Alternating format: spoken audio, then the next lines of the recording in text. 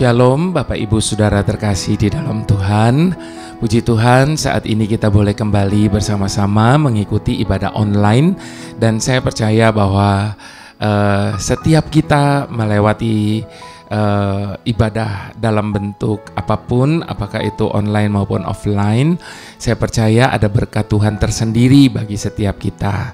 Tetapi Bapak Ibu Saudara, kalau boleh saya menyarankan, sebisa-bisanya Bapak Ibu Saudara tentu harus mengikuti ibadah offline terlebih dahulu di gereja Bapak Ibu Saudara masing-masing.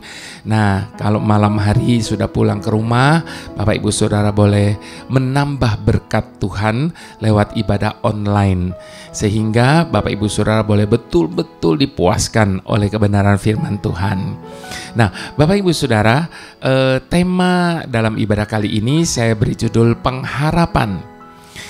Sebab tidak ada yang lebih penting daripada hidup ini, Bapak Ibu Saudara, selain dari pengharapan. Sebab ketika pengharapan hilang lenyap dalam hidup seseorang, maka hidup pun dapat dipastikan akan berakhir. Karena tidak ada lagi yang bisa diharapkan, tidak ada lagi semangat untuk menjalani kehidupan ini, dikarenakan sudah tidak ada lagi pengharapan itu. Tetapi puji syukur kepada Tuhan bahwa di dalam Tuhan kita selalu ada pengharapan bagi setiap kita. Dan pengharapan kita dalam Tuhan tidak akan pernah sia-sia. Nah, Bapak Ibu Saudara, sebelum saya berbicara lebih lanjut mengenai pengharapan ini, saya mau ajak kita sama-sama bersatu hati berdoa terlebih dahulu. Mari kita satukan hati berdoa. Bapa sumber segala pengharapan, Engkaulah Tuhan satu-satunya yang menjadi sandaran kami. Engkaulah satu-satunya yang menjadi pengharapan kami, Tuhan, di saat segala sesuatu menjadi begitu tidak pasti. Saat ini Bapa, kami sadar bahwa kami hidup dalam keadaan dunia yang tidak lebih baik dari sebelumnya. Kami hidup dalam keadaan dunia yang semakin jahat.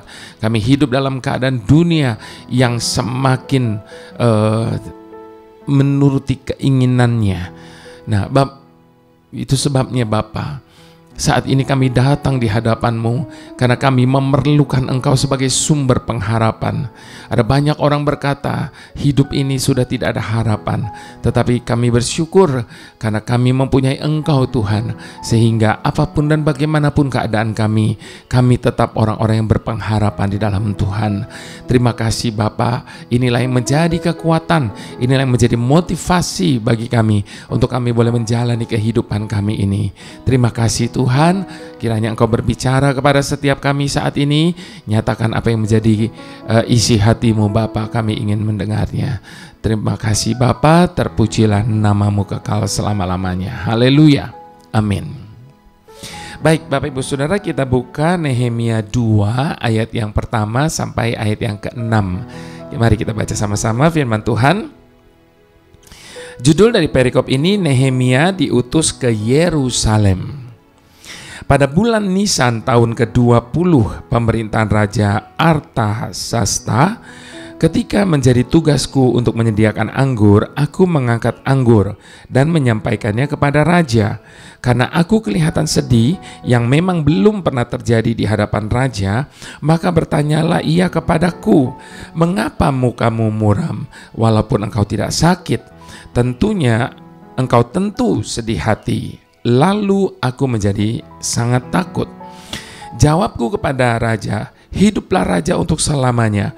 Bagaimana mukaku tidak akan muram kalau kota tempat pekuburan nenek moyangku telah menjadi reruntuhan dan pintu-pintu gerbangnya habis dimakan api?" Lalu kata raja kepadaku, "Jadi apa yang kau inginkan?" Maka aku berdoa kepada Tuhan semesta langit. Kemudian jawabku kepada raja, "Jika raja menganggap baik dan berkenan kepada hamba-Mu ini, utuslah aku ke Yehuda, ke kota pekuburan nenek moyangku, supaya aku membangunnya kembali." Lalu bertanyalah raja kepadaku, sedang permaisuri duduk di sampingnya, "Berapa lama engkau dalam perjalanan, dan bilakah engkau kembali?" Dan raja berkenan mengutus aku sesudah aku menyebut suatu jangka waktu kepadanya. Bapak Ibu Saudara terkasih, saya percaya setiap kita Pernah mempunyai pengalaman hidup bersama dengan Tuhan? Pasti. Apakah pengalaman hidup yang menyenangkan bersama dengan Tuhan, atau pengalaman hidup yang kita tidak mampu pahami bersama dengan Tuhan? Melewati segala musim dalam hidup kita, apapun itu Bapak Ibu Saudara, susah senang, mengerti tidak mengerti, bahkan di saat kita sedang dalam keadaan yang terjepit sekalipun, seakan tiada jalan lagi, saya yakin pada akhirnya kita mendapati Tuhan kita adalah Tuhan yang selalu membuka jalan bagi kita dengan cara-cara yang unik dan luar biasa, di luar dari apa yang kita bayangkan. Sebagaimana bangsa Israel ketika dikejar oleh tentara Firaun, mereka tidak pernah membayangkan sama sekali bahwa laut akan terbelah di hadapan mereka dan mereka berjalan di tengah-tengahnya. Nah, itulah cara Tuhan, Bapak Ibu Saudara. Cara-caranya unik dan luar biasa, tidak terselami oleh pikiran kita. Karena itu jalan-jalan Tuhan tidak dapat kita pahami dengan logika. Bagaimana mungkin laut dibelah menjadi dua? Tidak masuk logika sama sekali, Bapak Ibu Saudara. Nah, itu cara Tuhan. Sebab firman Tuhan sudah mengingatkan kepada setiap kita.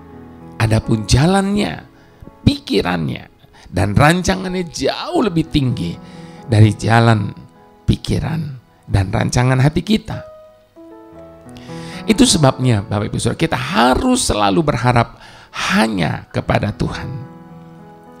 Sebab orang yang seperti ini tidak akan pernah hidup di dalam ketakutan dan kekhawatiran.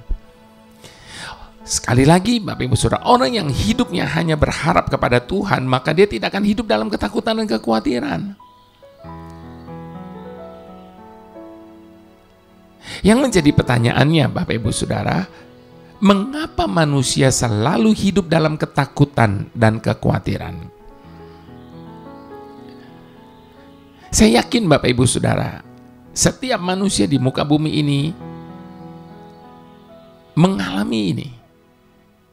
Dan itu yang selalu terjadi dalam kehidupan setiap umat manusia di muka bumi ini. Dan mengapa hal itu bisa terjadi Bapak Ibu Saudara? Sebab manusia selalu atau cenderung meletakkan pengharapannya kepada uang, harta, orang-orang kuat dan berpengaruh. Mereka mengandalkan manusia dan segala sesuatu yang ada di muka bumi ini. Sehingga ketika apa yang mereka harapkan itu tidak dapat menolong, maka mereka menjadi stres, bingung, lalu berani menghalalkan berbagai cara. Berbeda dengan orang yang selalu berharap kepada Tuhan. Padanya ada selalu ide-ide kreatif dan luar biasa. Tidak akan berdiri di jalan buntu. Sebab ada jalan yang selalu dinyatakan baginya. Dan tidak itu saja Bapak Ibu Saudara. Mereka juga selalu bersemangat dalam menjalani kehidupan ini. Dan akan selalu melihat mujizat-mujizat yang dahsyat dalam kehidupannya. Nah, apa yang kita baca firman Tuhan saat ini Bapak Ibu Saudara, pertanyaan raja kepada Nehemia dan jawaban Nehemia atas pertanyaan itu sangat luar biasa. Sebab kita baca di ayat yang keempat Bapak Ibu Saudara, lalu kata raja kepadaku,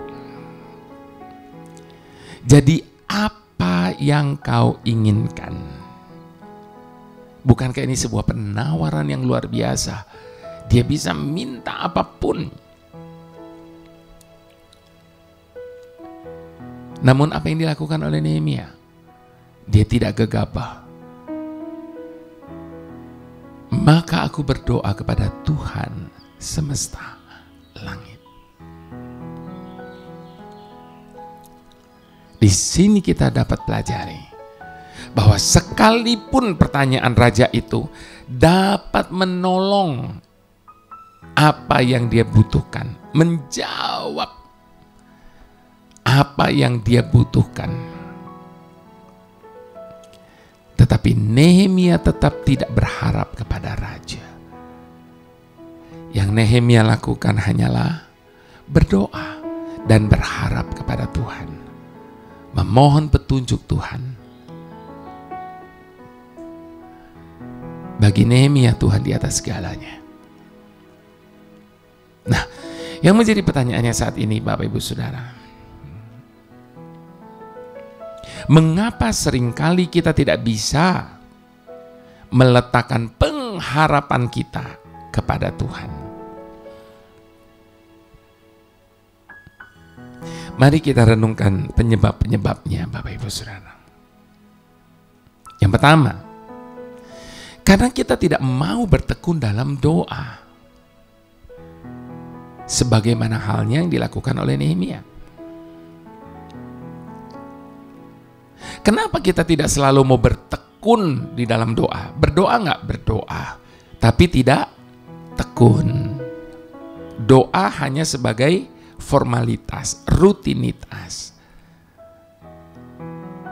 Kalau yang namanya bertekun dalam doa, itu bukan hanya doa makan, doa tidur, doa bangun, dan sebagainya.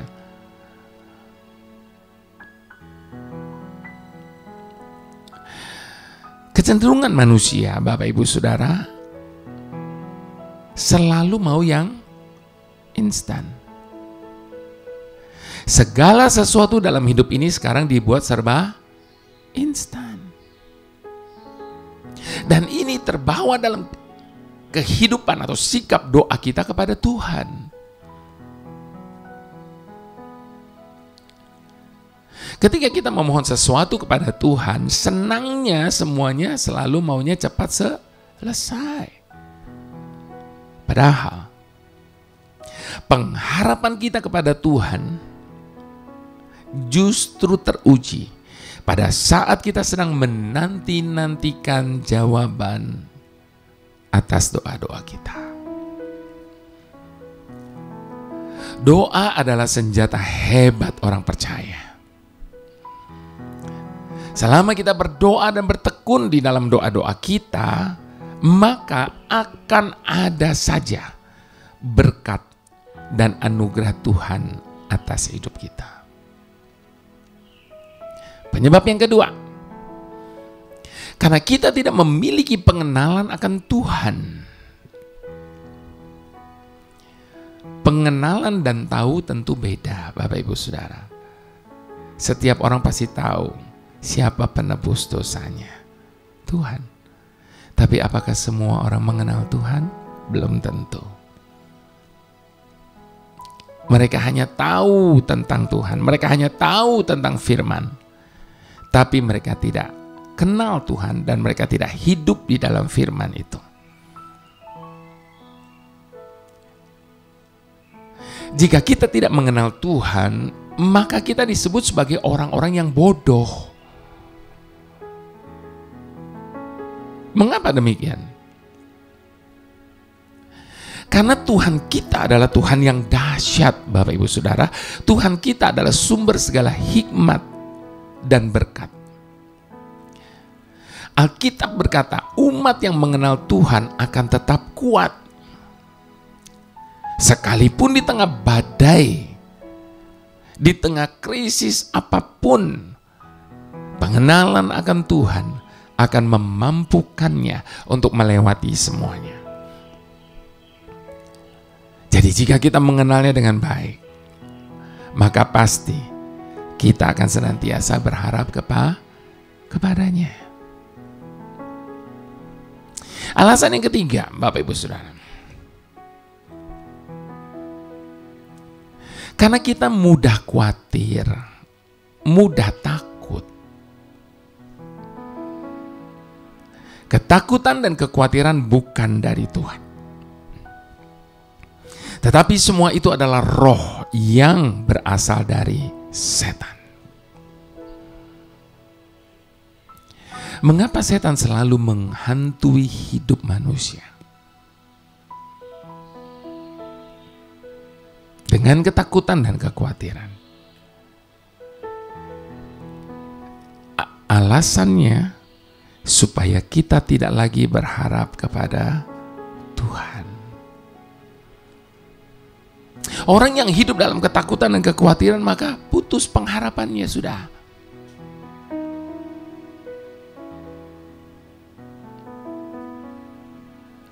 Itu sebabnya setan itu mengerti bila manusia berharap kepada Tuhan, maka mereka akan beroleh kehidupan dan kemenangan. Makanya dia serang kita di titik ini. Kita harus akui Bapak Ibu Saudara, ketakutan dan kekhawatiran adalah hal yang terdekat dengan hidup manusia di muka bumi ini. Itu sebabnya dia serang kita di bagian ini. Jadi jangan mau hidup dalam ketakutan dan kekhawatiran. Jangan biasakan menyimpan sampah dalam pikiran dan perasaan kita dengan hal-hal yang negatif. Yang keempat, Bapak Ibu Saudara, karena kita selalu ingin jalan pintas.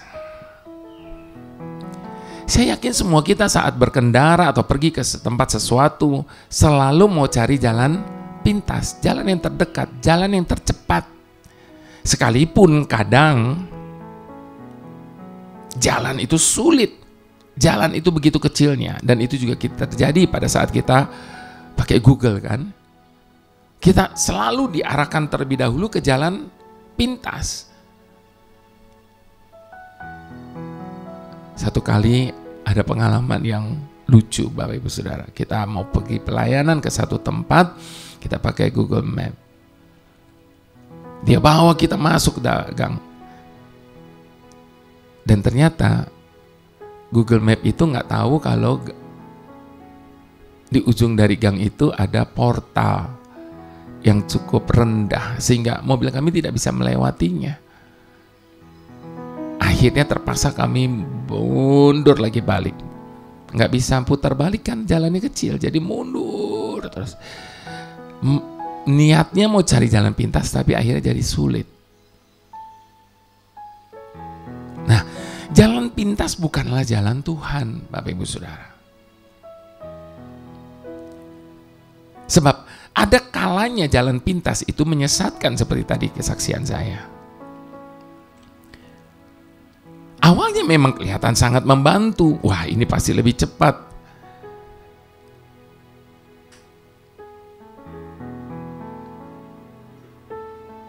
Kita tetap menjalaninya meskipun menghadapi kesulitan. Namun akhirnya akan menuju kepada kebinasaan. Kadang Tuhan izinkan kita melewati jalan yang berputar. Itu bukan karena Tuhan sedang menghukum kita, Bapak Ibu Saudara. Itu juga bukan merupakan tanda kalau Tuhan sudah meninggalkan kita. Ada banyak orang ketika mereka merasa bahwa kok jalan saya begini, kok hidup saya begini, oh Tuhan sudah meninggalkan saya, Tuhan sudah tidak sayang saya, Tuhan sedang menghukum saya dan sebagainya. Bukan. Semua itu bukan tanda kalau Tuhan sudah meninggalkan kita, kalau Tuhan sedang menghukum kita. Tetapi di balik semua yang Tuhan izinkan pasti ada maksud Tuhan. Tujuan Tuhan agar iman kita semakin kuat, langkah kita semakin dewasa, dan itu akan menyenangkan hati Tuhan. Jadi Bapak Ibu Saudara, mari kita ingat baik. bagaimanapun keadaan kita saat ini, jika kita masih berharap kepada Tuhan, maka pasti akan ada pembelaan, akan ada keberuntungan dan kemenangan yang besar dari Tuhan untuk setiap kita.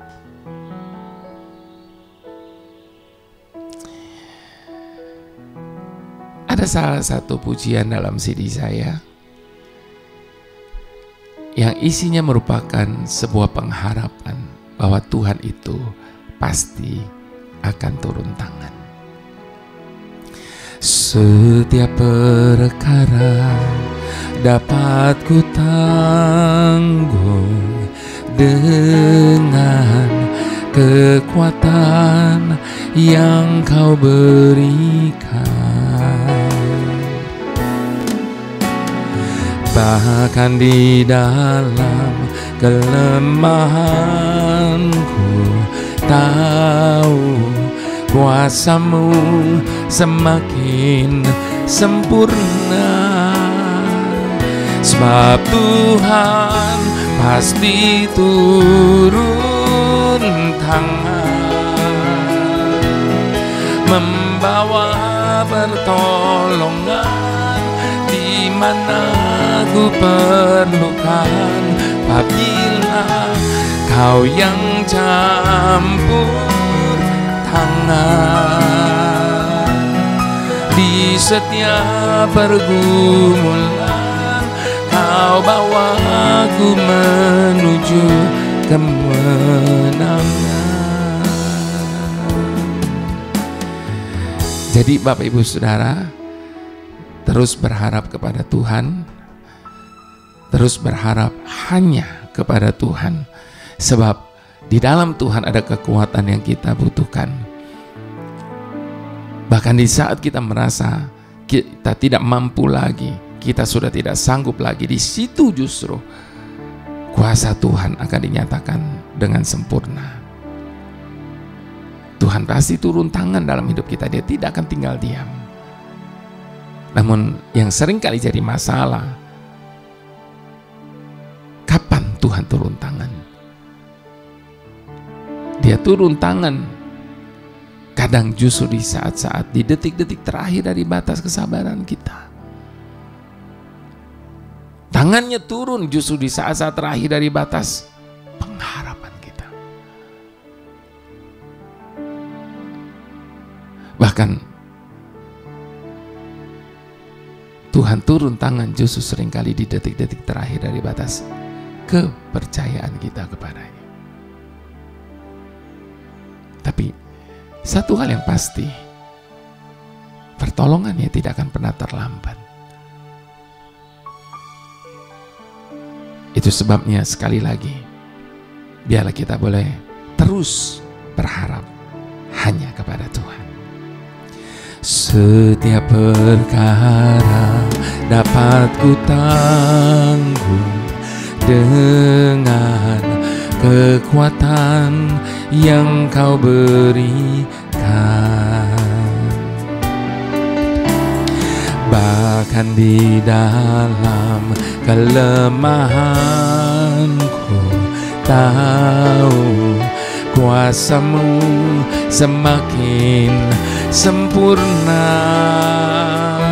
Sebab Tuhan pasti turun tangan, membawa pertolongan di mana ku perlukan. Apabila Kau yang campur tangan di setiap pergumulan, Kau bawa aku menuju kemenangan. Sekali lagi katakan sama-sama. Setiap perkara dapat ku tanggung dengan kekuatan yang Kau berikan. bahkan di dalam kelemahanku tahu kuasa-Mu semakin sempurna. Sebab Tuhan pasti turun tangan, membawa pertolongan di mana ku perlukan. Apabila Kau yang campur tangan di setiap pergumulan, Kau bawaku menuju kemenangan. Sebab Tuhan pasti turun tangan, membawa pertolongan di mana ku perlukan. Apabila Kau yang campur tangan di setiap pergumulan, Kau bawaku menuju kemenangan. Kau bawaku menuju kemenangan. Kau bawaku menuju kemenangan.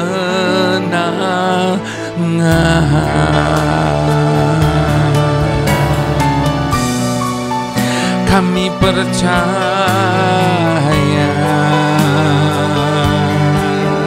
tangan-Mu Tuhan bawa kemenangan, bawa kekuatan, berikan pengharapan.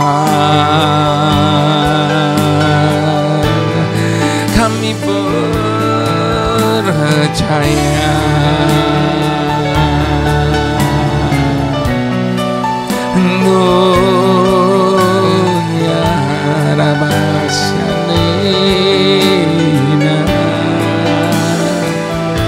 Mari Bapak Ibu Saudara, letakkan pengharapan kita hanya kepada Tuhan. Firman Tuhan jelas berkata kepada setiap kita, jangan pernah mengandalkan manusia, engkau akan kecewa. Jangan berharap kepada manusia, jangan mengharap belas kasih dari manusia, tapi harapkan itu hanya daripada Tuhan, sebab Dialah sumber segala yang kita butuhkan. Itu sebabnya letakkan pengharapan kita, sekalipun kita sedang tidak punya dasar untuk berharap, sebab Tuhan tidak akan pernah mengecewakan orang yang meletakkan pengharapan di dalam Dia. Itu janji Tuhan bagi setiap kita. Haleluya, haleluya, haleluya. Tuhan, dari jurang yang dalam aku berseru kepadamu. Ya Tuhan, dengarlah suaraku. Biarlah telingamu menaruh perhatian kepada suara permohonanku. Jika Engkau ya Tuhan mengingat-ingat kesalahan, Tuhan, siapakah yang dapat tahan? Sebab seringkali kami melakukan kesalahan yang sama. Di saat beban masalah menghimpit hidup kami, dengan berkeluh kesah kami datang kepadamu. Dengan kekecewaan kami berseru kepadamu. Dengan segala protes kami marah kepadamu. Kemudian kami menjadi patah hati dan tawar hati. Tetapi padamu ada pengampunan, supaya Engkau ditakuti orang. Kami menanti-nantikan-Mu Tuhan. Jiwa kami menanti-nantikan, dan kami mengharapkan firman-Mu yang memberi kekuatan baru bagi kami, sehingga semangat kami menjadi seperti burung Raja Wali, yang memberi kelegaan kepada kami yang letih, sehingga sukacita dan damai sejahtera-Mu memenuhi hari kami. Terima kasih Tuhan, karena Engkau tidak pernah menolak orang yang mencari Engkau. Tangan-Mu selalu terbuka bagi setiap kami yang memerlukan-Mu. Terima kasih untuk tidak pernah meninggalkan kami di masa-masa sulit yang ada dalam hidup kami. Terima kasih untuk selalu bersama kami, melewati segala tantangan yang ada di hadapan kami. Karena hanya bersama-Mu Tuhan, maka kami jago menanggung segala perkara. Terima kasih Bapa, terima kasih.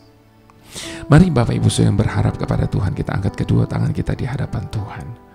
Biarlah berkat pengharapan, sukacita, damai sejahtera memenuhi hati setiap kita. Sebab semua itu datang dari Bapa di dalam Putra yang tunggal Tuhan Yesus Kristus, dan di dalam persekutuan dengan Roh Kudus. Mari semua kita yang diberkati sama-sama kita mau katakan amin.